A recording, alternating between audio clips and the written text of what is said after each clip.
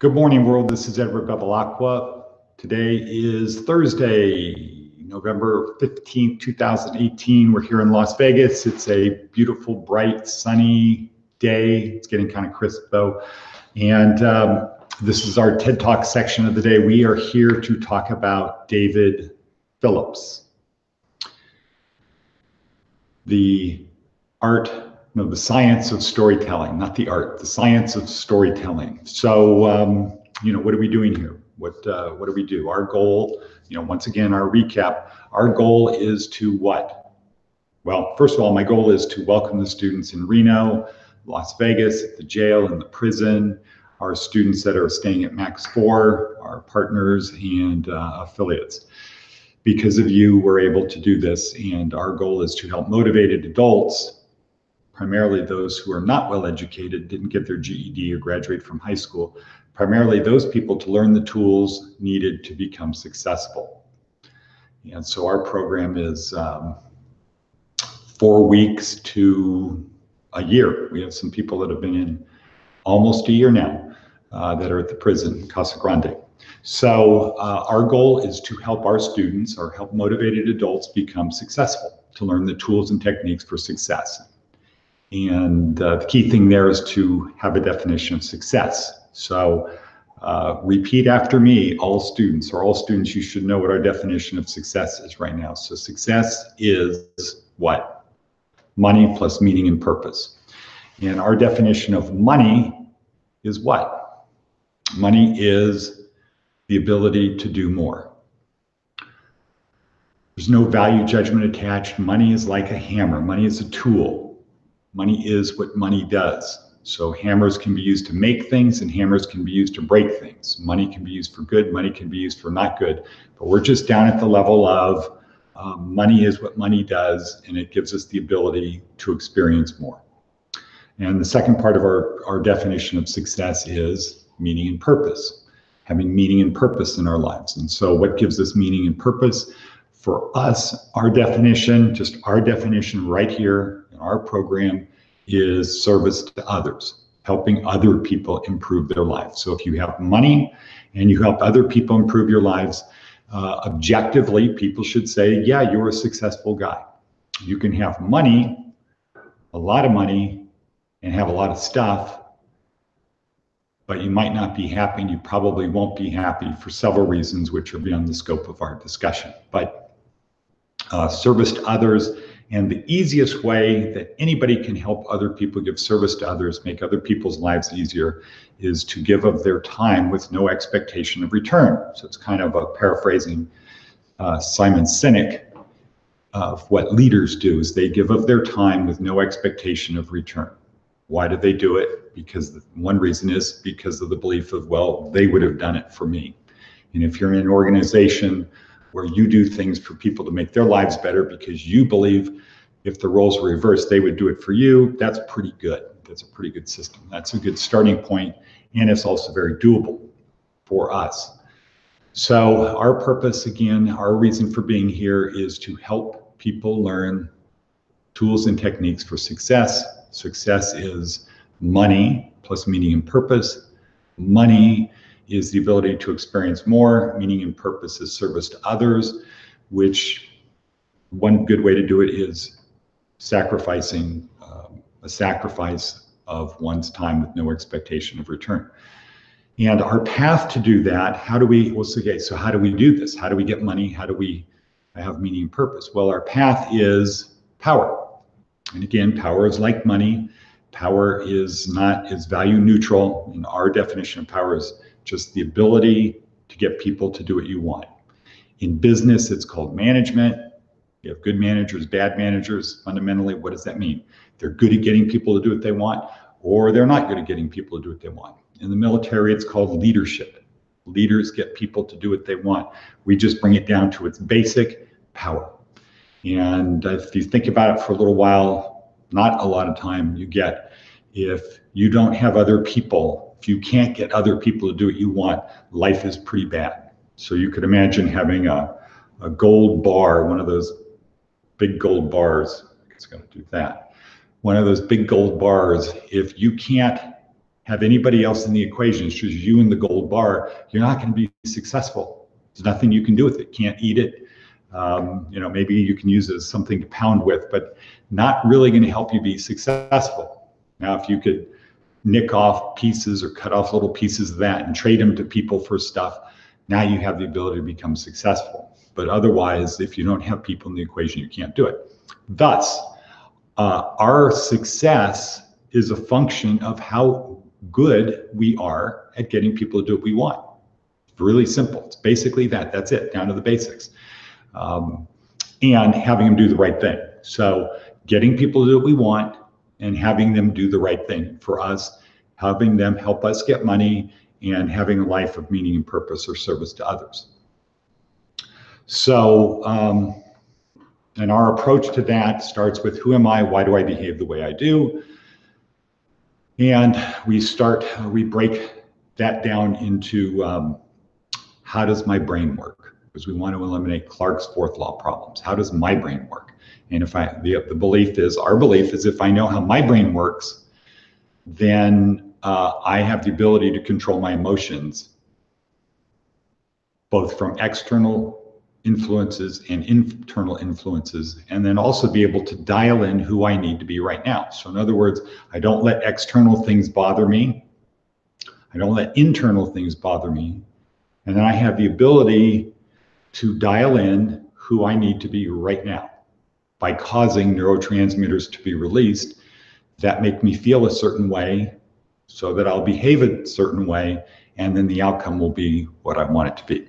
So that's our approach, and we can't really do a good job of paraphrasing it. This is just meant as a review for our students, not for the general world. But so the first week we spend on inside of our skull-sized kingdom. How does our brain work in terms of what do neurons do, what's stored in the neurons, how do they function, the neurotransmitters causing us to feel things, and then our reticular activation system, which acts as a filter for all of the information coming into our brain to help us notice and identify things that are important to us, because most of our life occurs on a non-conscious level.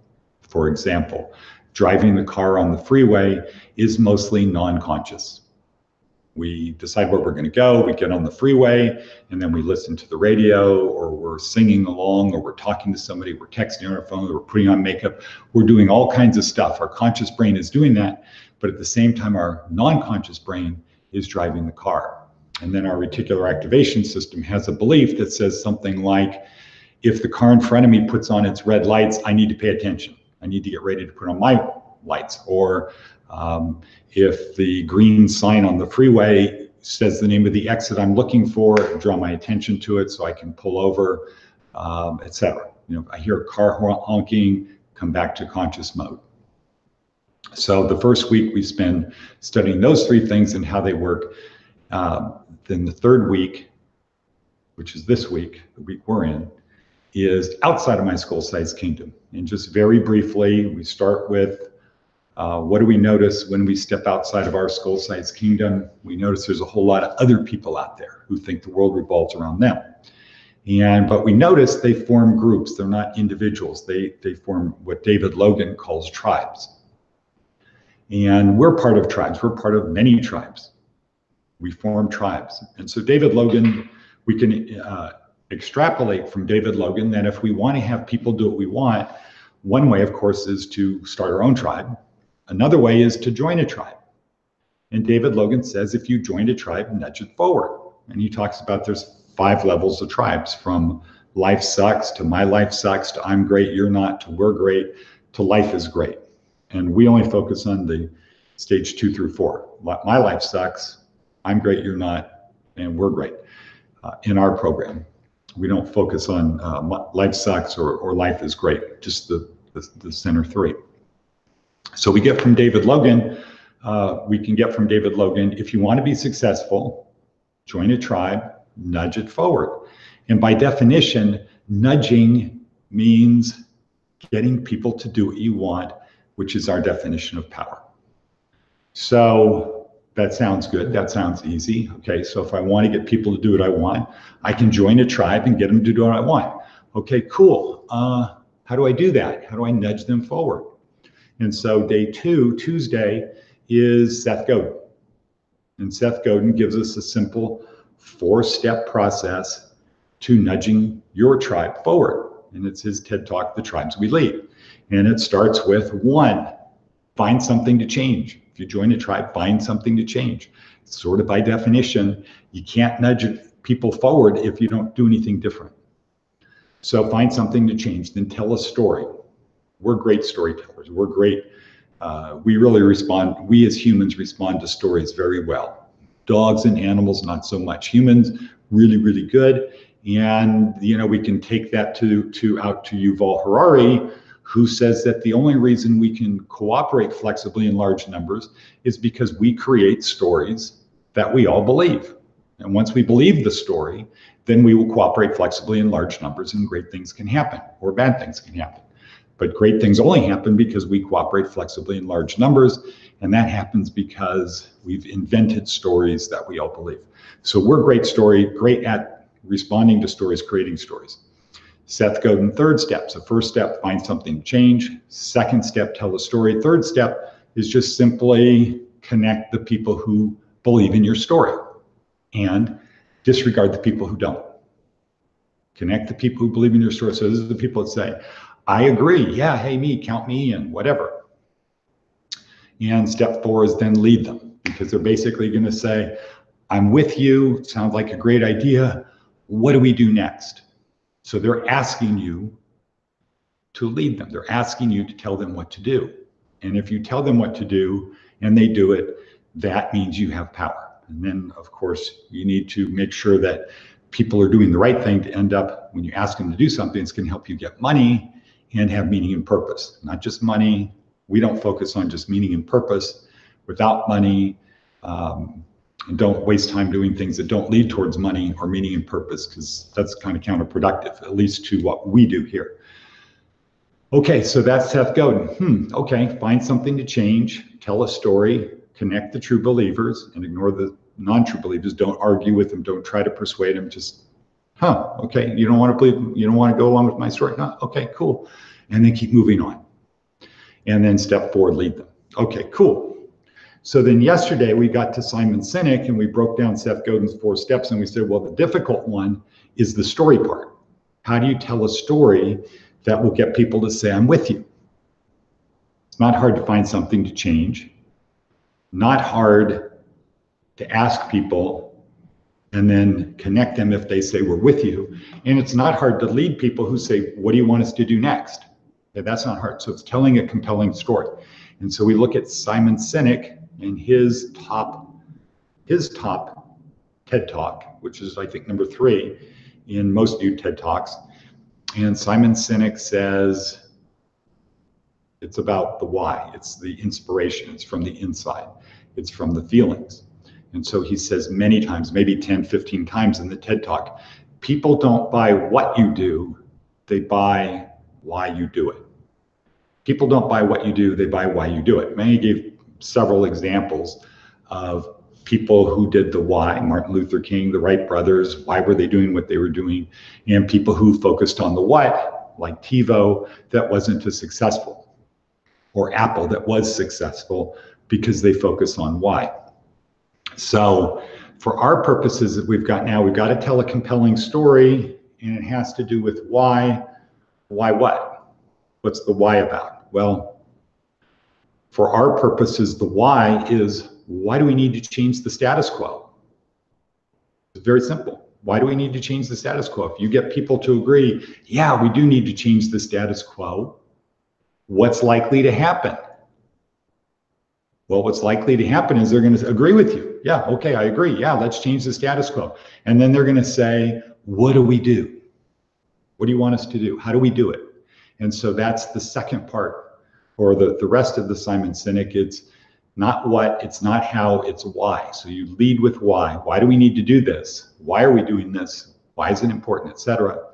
And then once people are in, now you got to get to the what and how. Okay, here's what we're going to do, and here's how we're going to do it. But we already know why we're changing the status quo. Okay, so that's Simon Sinek. And that's it. So we're really down to a thing of how do you lead people? How do you get people to do what you want? Very simple. David Logan, join the tribe, nudge it forward. Seth Godin, steps 1 through 4, tell a story, connect the true believers, ignore the non-true believers, lead them.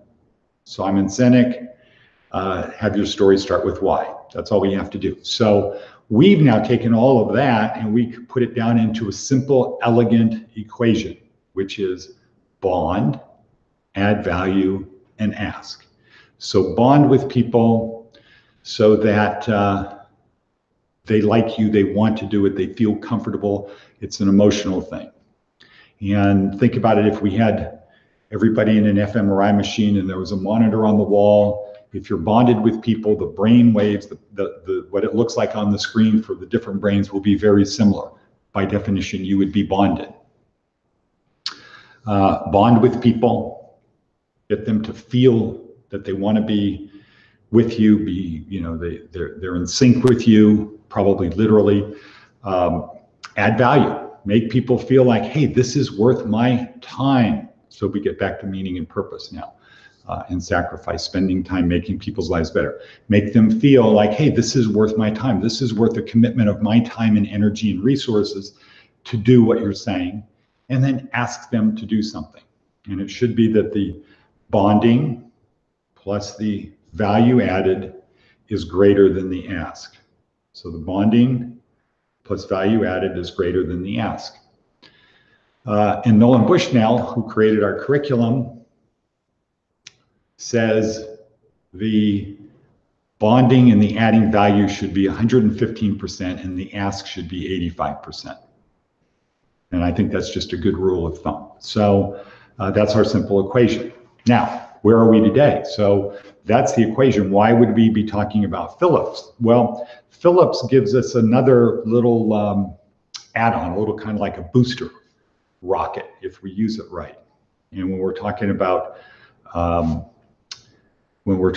David Phillips, we can also bracket on Blaine Elker's TED Talk, where he starts out talking about his wife and giving birth and his dad and things like that have nothing to do with Waiteba, or Simon Sinek and other TED Talks or his 99U speech talk. He's focused on Johnny Bravo, and he's talking about something that has nothing to do with what he's really talking about, but he's doing it for the purpose of, I call it like a booster rocket, to get the thing started, to get the bonding part started, to get people interested and make them feel things, which for David Phillips, he breaks right down to it's neurotransmitters, baby. That's what it is.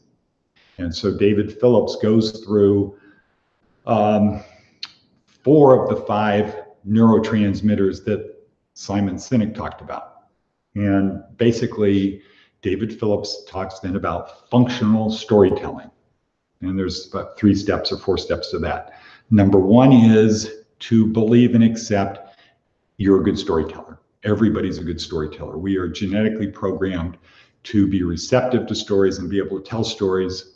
But if you don't believe you are, then you're not going to be, and you're not a good storyteller only because you believe you're not, and then you act based upon the belief versus you're not.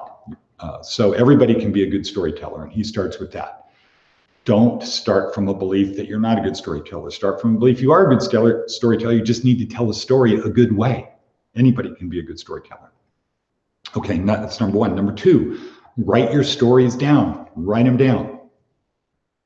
And he says, well, one reason is because you have a lot more stories than you can think of. Now, once you believe you're a good storyteller and you write your stories down, probably the best benefit of writing them down is what? Well, you're going to go through them in your brain. So you're going to have a beginning, a middle, and an end. And so that's going to be better than just starting the story and not figure out where it's going. So you write down your stories. Third thing is you index your stories. And by that, he's talking about this story has to do with the release of endorphins, or this story has to do with the release of oxytocin, or this story has to do with the release of serotonin, or whatever it is, cortisol, whatever it is. And then once you have the belief, I'm a good storyteller, and everybody is a good storyteller, as long as they don't believe they're not a good storyteller. Once you have that belief and you have your stories written down and then you index them, then he says, and then you choose the story to relate to the neurotransmitters you want released in the person you're talking to. So that's the booster rocket. That's kind of like the liftoff. So you start off a conversation like Simon Sinek did, talking about Johnny Bravo, or Captain, I don't remember his name, that gave putting a guy on a helicopter, wounded guy on a helicopter, shot in the neck, and then turned around and gave him a kiss on the forehead, and the co-pilot, who was wearing a GoPro camera on his helmet, captured it, and this officer ended up getting a Congressional Medal of Honor. So that had nothing to do with Simon Sinek's story. Not really. He stitched it in, but it wasn't about that. Or Johnny Bravo. The story wasn't about that. It was about leadership and neurotransmitters. Or Blaine Elker's talking about what he talked about. Or in certain ways, the Amy Cuddy talking about stuff that wasn't about power posing before she talked about power posing. So, so David Phillips' thing is, for our purposes, would be to have a story before the story. And the purpose of the story before the story is just to make people feel what you want them to feel. If you want them to feel courageous, if you want them to feel sad, if you want them to feel energized, motivated, whatever it is you want them to feel, tell us a story before the story that's about why we need to change the status quo. And somebody who was really great at doing this, really short stories, was President Lincoln. So there's hundreds of stories in Lincoln's. It appears that one of Lincoln's common tactics, before he talked about what other people wanted to hear, he would tell a little story of something from his life or his career or something he heard from someone else, and that would get people opened up to what he really wanted to talk about. So their guard would be down. And that's because they release neurotransmitters. So that's it. That's it for this week. Tomorrow, Friday, is our evidence-based results day. So everybody needs to review what we've been doing. Should be pretty simple, but remember, this is high level, real life type testing. So on the multiple choice, there's 5 answers and 5 of them are correct. You've got to figure out the one that's most correct, but at the same time, there could be typos in there. Don't assume that's a mistake. So don't rush to make a decision on what the answer is because you didn't notice that the name was misspelled, and don't assume that it was a mistake on our part. This is like real life. It's the little details that matter. And also for our evidence-based progress things, which I'm going to call a quiz, but it's not really a quiz. It's just based upon the progress you're making week after week. These are not designed to be finished in the allotted time. Nobody can properly finish them in the allotted time. The idea is to see how good you do. And so it's like in law school. If you have 3 hours for an exam and you get done in an hour and you say, boy, I aced that, I finished it in an hour, you're going to fail. You're not going to be doing the job. And if you fail, that means we fail. And we don't like failing. So that's tomorrow. Next week, we're going to do employment planning workshop, and we're going to break it down to our proactive approach to employment as opposed to what everybody else does, which is reactive. So anyway, thank you for being there, world students, and we'll see you tomorrow.